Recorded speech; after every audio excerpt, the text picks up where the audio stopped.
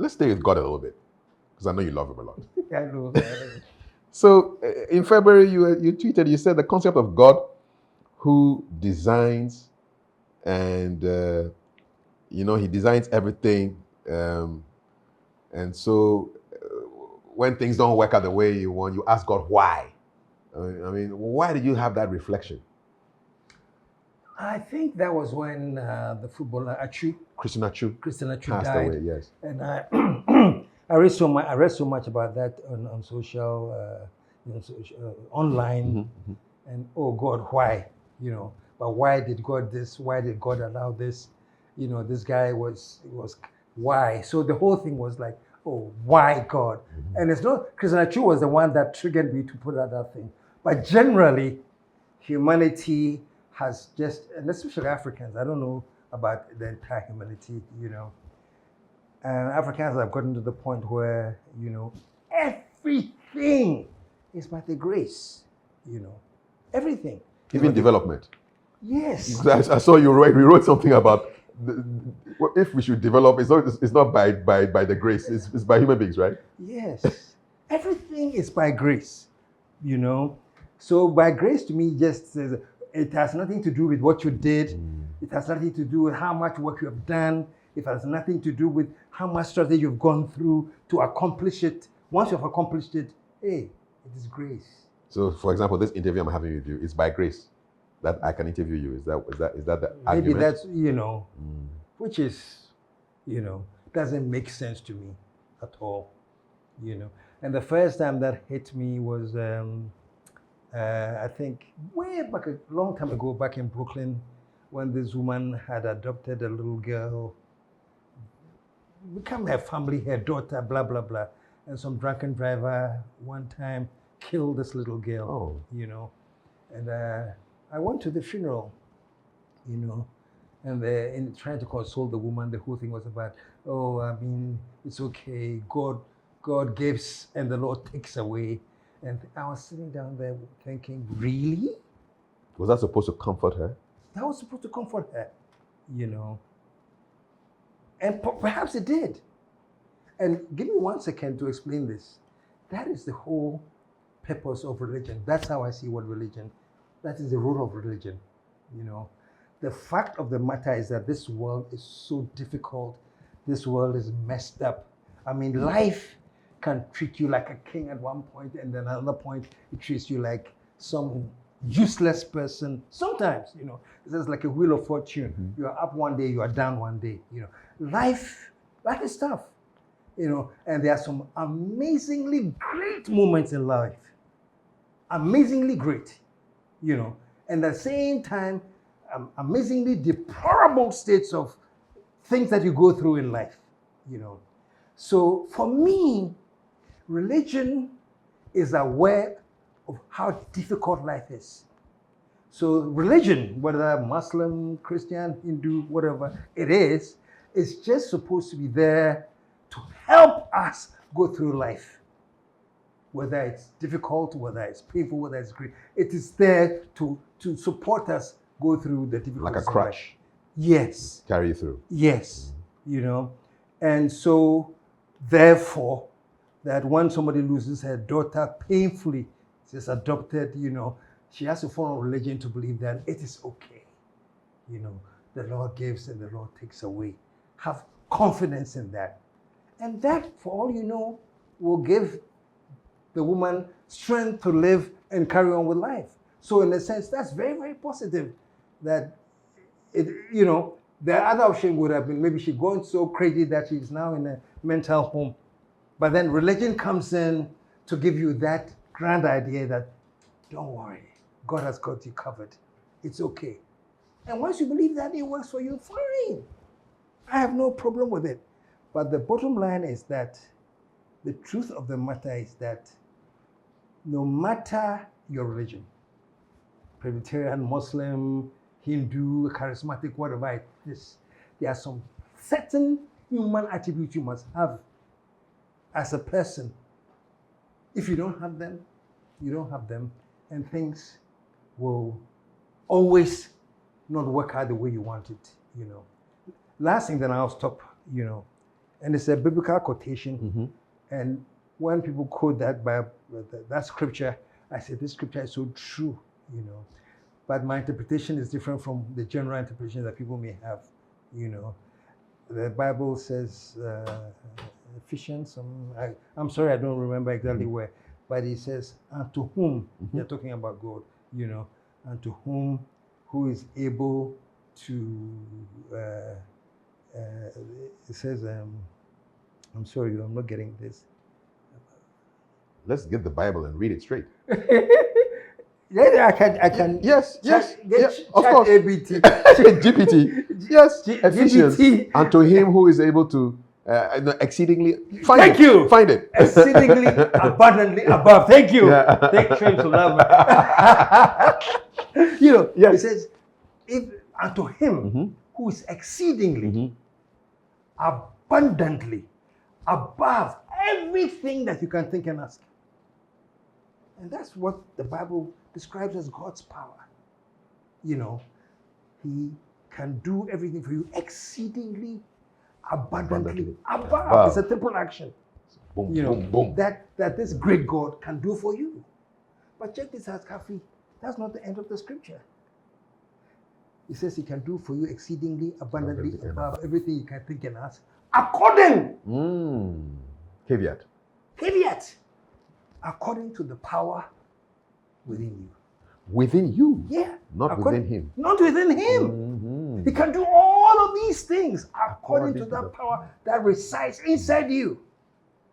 So what is this power that resides you, that even if God has to work with you, he's depending on some power inside you? Maybe your thinking ability. Your thinking. Your perseverance, perseverance, your commitment, qualities. all those things.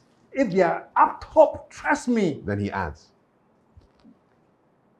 I've never seen this, and I've never understood this verse the way you said it. Yeah, but to me, that is the meaning of that verse. That exceedingly abundantly above everything that you can think and ask. But he does that according to the power in you, within you. You know, so yeah, the power that we need to be within us as human beings, the power to persevere, the power to be dedicated, the power to commit, all these things, we need to have them. And you check it out, Kafui, I know you do lots of research and things. You check out people that have been so-called successful because they've been through the ups and downs, they've been through everything. And you find that those of them that have remained successful have this power inside them. Is this the power that enabled you to beat prostate cancer? I guess it is. What was that like? I guess it is because, and I'm glad you brought this up.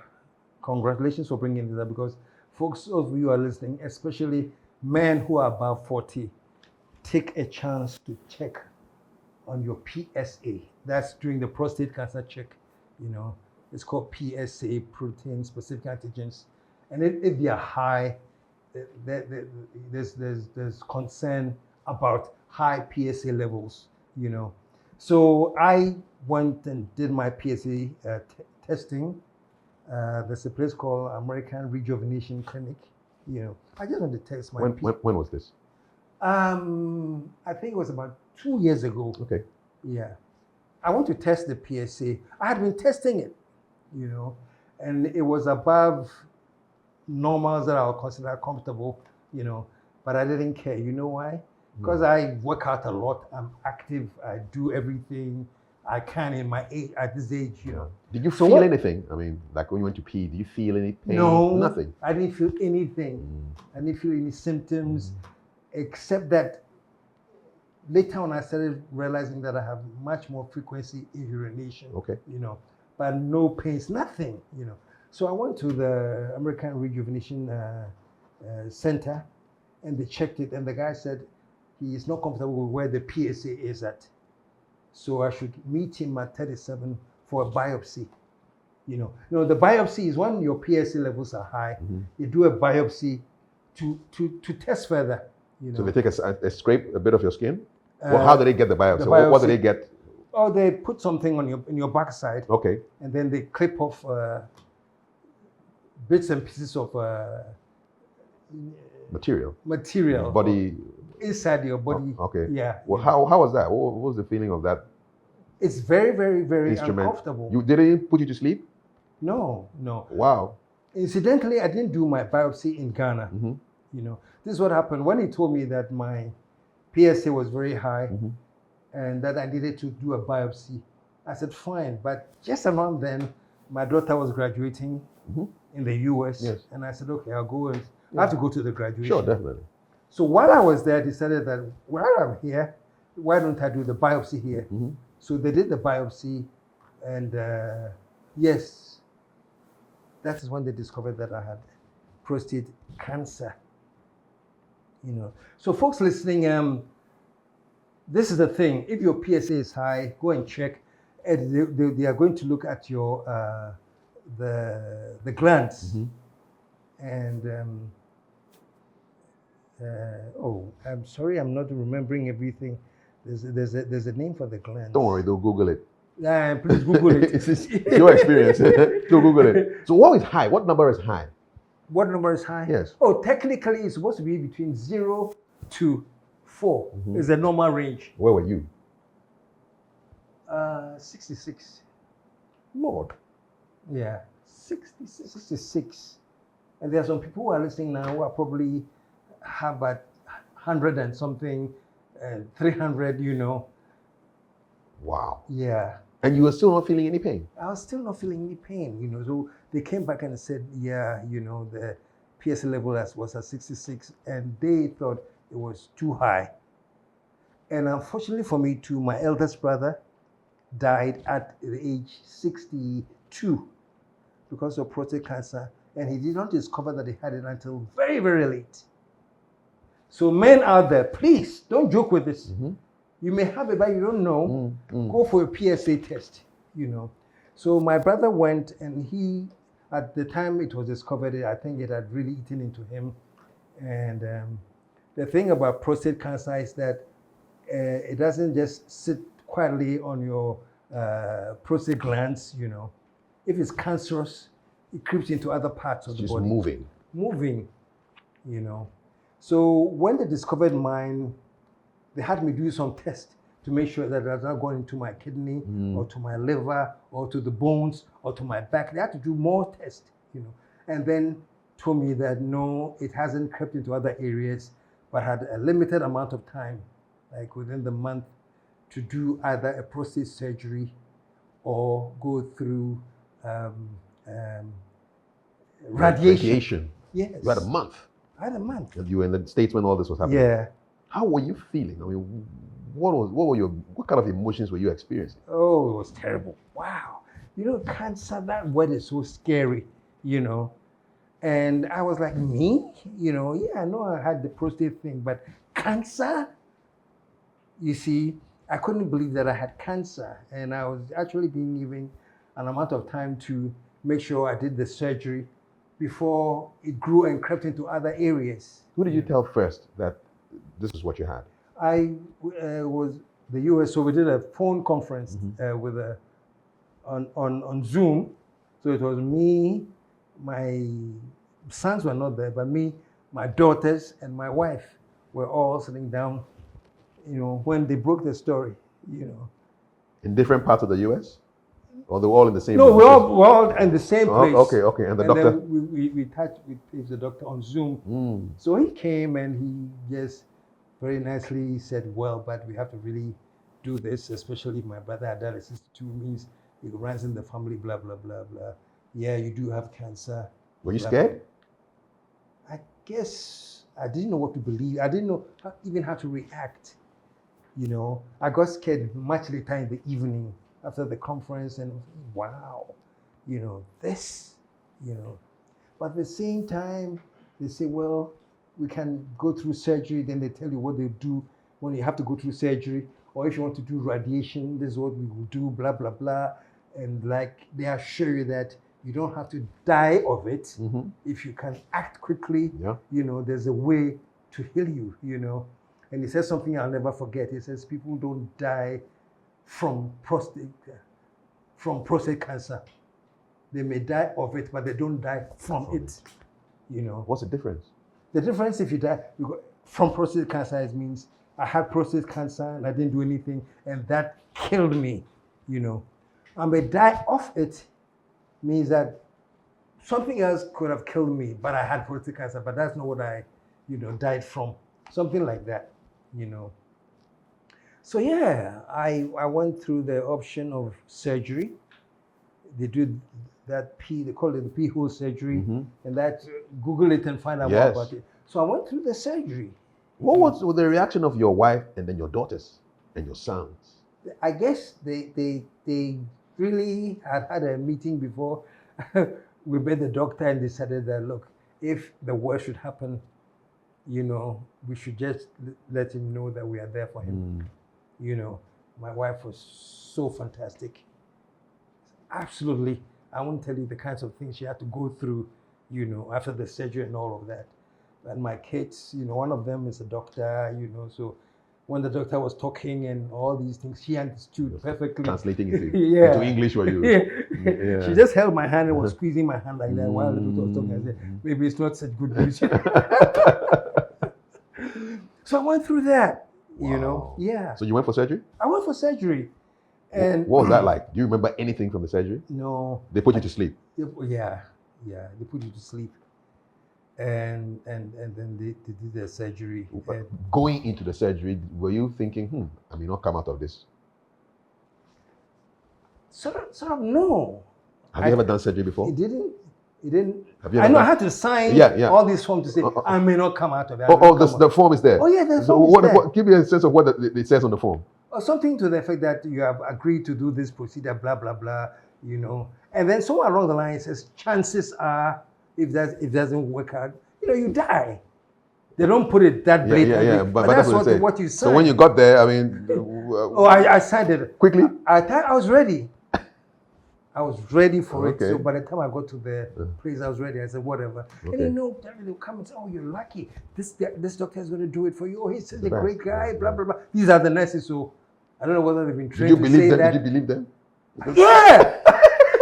You want to I live, was like, man? oh, really? Good. I'm having with this doctor and I hear he's such a great doctor. So yeah, I believe them. It gives me hope. Yes. It gave me hope, So we had the surgery. I came back to Ghana, did my PSA, and then they realized that it was not as low as they thought, and there was like an upward trajectory. It was still going up? Yeah. From what was the crazy figure you said? 66? 66. Then I come all the way down to 1 or something, but I did another test and then he had gone up slightly higher again. So they decided maybe there's some cancer hiding somewhere. They explained lymph nodes or something. Lymph nodes, yeah. I don't understand what Yeah, they said. yeah. So I had to go back. To the States? I did the surgery, yes. Then I went back for radiation. What's that like? Radiation? Yeah. Radiation is pretty painless. It's like they are taking an X-ray, So I just be lying down like this, facing up, and there are all these gadgets that come around this area. Around your groin? On the groin, yeah. Zapping the prostate away? Yeah. You don't feel anything, but it's doing some major zapping, And you're conscious? Oh yeah, you can see the machine. You're Okay. conscious. Okay. Were they playing music while you were? Yes. What kind of music were you listening to? They asked me what I like. I said I like jazz. They dropped some jazz on you. Yes. Who are you listening to, man? What's his name? George Benson. Come on, some guitar. Some guitar, on Broadway. On Broadway. Wow, this is surreal. This is so. Oh, Charlie. George Benson was Yeah. serenading Yeah. you while they were That's the one zapping I your groin. picked. Yeah. No, they asked for the kind of music you Yeah, wanted. that's what the kind of music That's you great want. customer service, man. Charlie. So they did all their zapping. How long was that? How long was the zap session? The zap setting, each setting was about 15 minutes. And how many sessions? How many did you do? 31 sessions. You did what?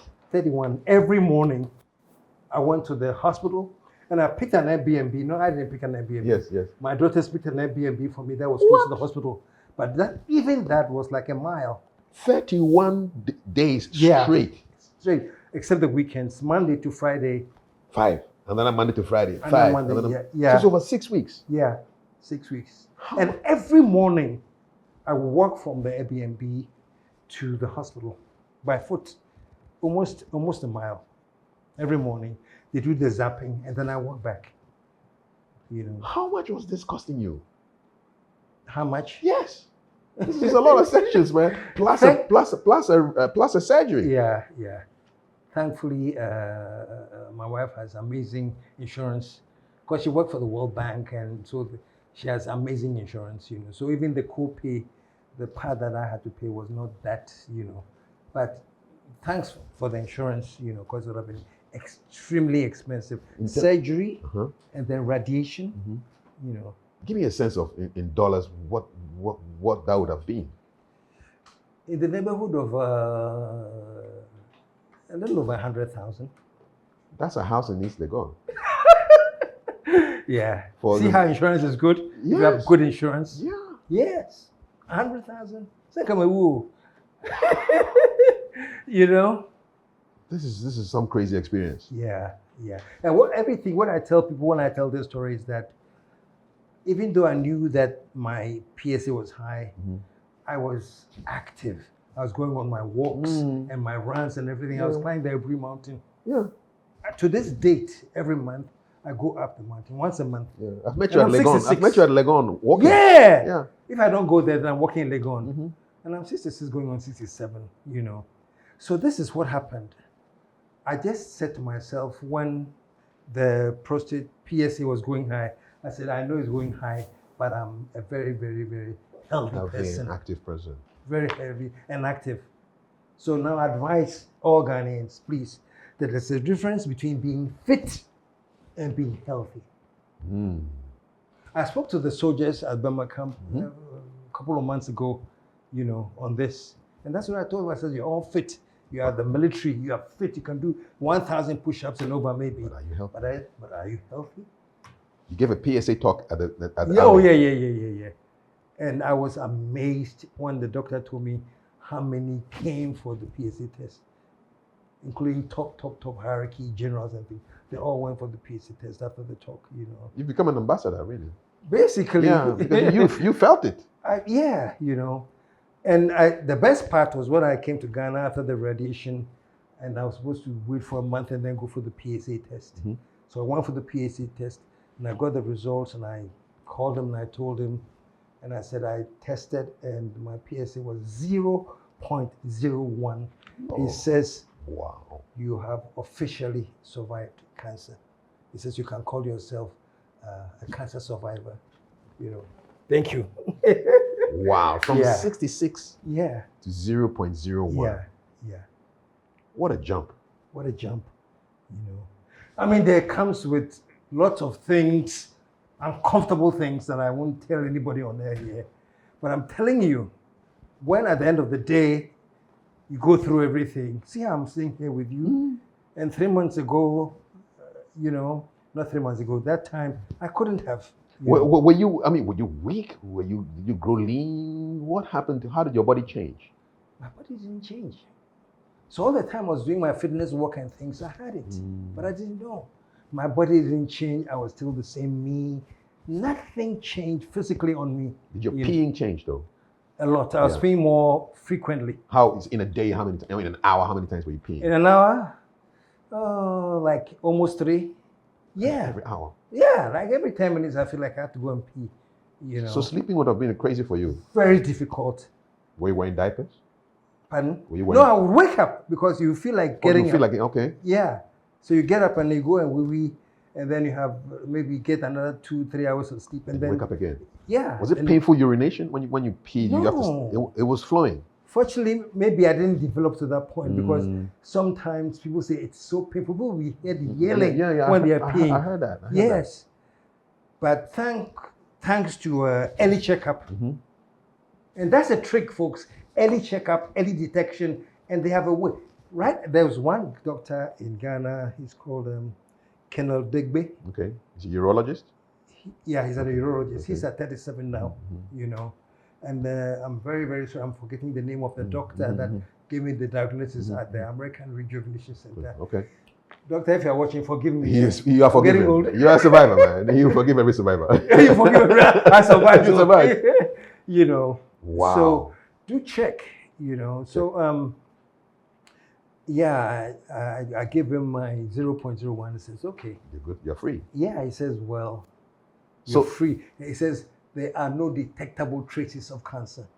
And I Great like news. how medical people put it too. They never say there's no cancer. No, there are no There are no detectable traces, of which cancer. means don't lose guard. Yes. So what do you not have to do now? No, before even that. So what's the status of your prostate? It's gone? Yeah. What are the implications of having no prostate? The implications of having no prostate Yes. is Has anything changed for you? yeah, it's Can you have sex? yeah. Good news. So men, I know that's the part that all men are waiting to hear. Oh, I can still do it. Okay, now go do my check.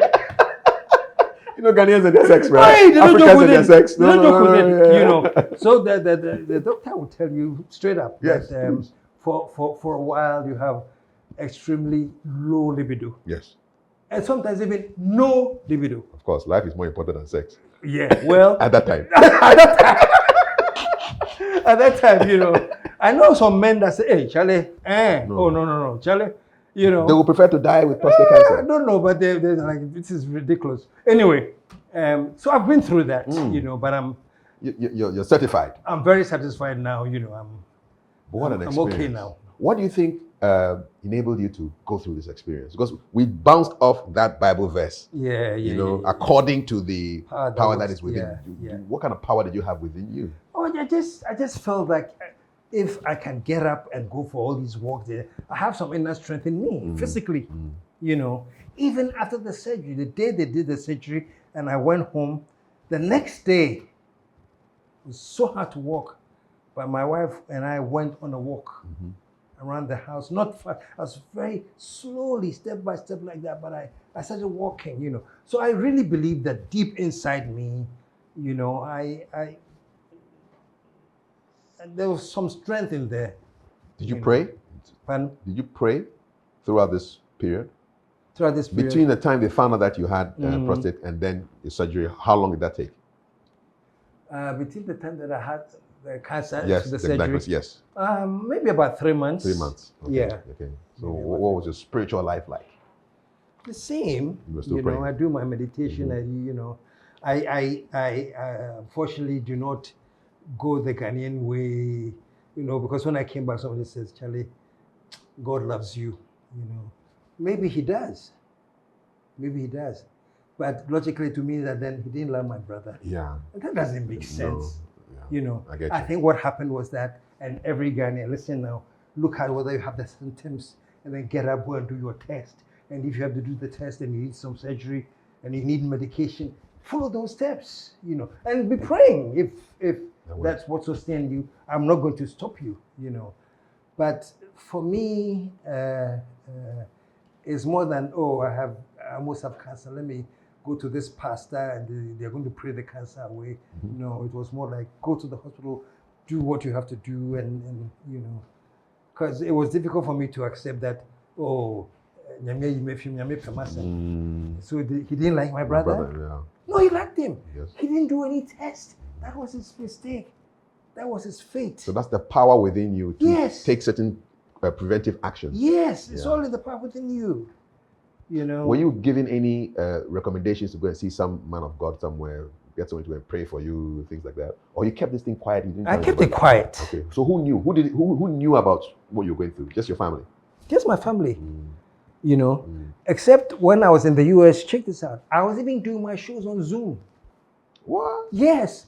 I talked to this lady of Guba. Dentar? Dentar. The show that I did with Dentar, it was after radiation. Then we linked up, and I was there in San Francisco. After radiation, I did there on Zoom. Working from home? Working from home. You know, there was another one, Justice. He used to be at the He's a lecturer no, at no. UPSA? He used to be at the TV, Oman. Okay. Oman TV. Okay.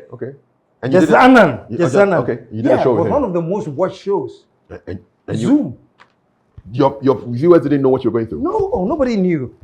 You know, so that's the spirit I had that no, I'm not going to wear sickness on my sleeve. So, Charlie, for the next 3 months, there's not going to be any KSM show now. Oh, yeah. No. Keep working. I'll keep working. So long as I have the physical energy to sit down and work God, I did it. The power within you again. The power, thank you. The power within me again.